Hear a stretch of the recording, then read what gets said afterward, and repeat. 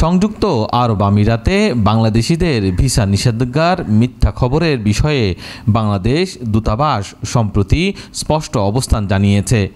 গত সোমবার প্রকাশিত এক বিজ্ঞপ্তিতে দূতাবাস জানিয়েছে, সম্প্রতি বাংলাদেশের গণমাধ্যমে UAVisaonline.com নামক ওয়েবসাইটের বরাদ্দ দিয়ে যে ভিসা নিষেধাজ্ঞার তথ্য প্রচার করা হয়েছে তা সম্পূর্ণ ভিত্তিহীন এবং বাস্তবতার সঙ্গে কোনো সম্পর্ক নেই। বিজ্ঞপ্তিতে বলা হয়েছে, সংযুক্ত আরব আমিরাতের কর্তৃপক্ষের পক্ষ থেকে এমন কোনো ঘোষণা আসেনি এবং দেশের অভ্যন্তরীণ বা বিদেশি কোনো সংবাদপত্র বা অনলাইন মাধ্যমে এই ধরনের খবর ছড়ানো সম্পূর্ণ ভুল।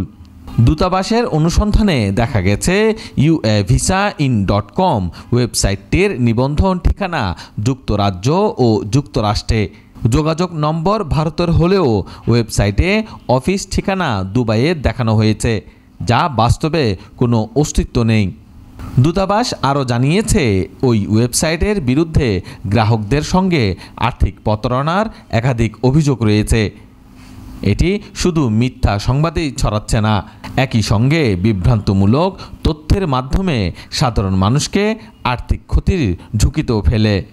এই পরিস্থিতিতে বাংলাদেশ দূতাবাস বাংলাদেশের নাগরিক এবং সংযুক্ত আরব আমিরাতে বসবাসরত সকল বাংলাদেশির প্রতি আহ্বান জানিয়েছেন, তারা যেন এই ধরনের ভিত্তিহীন খবরের শিকার না হন।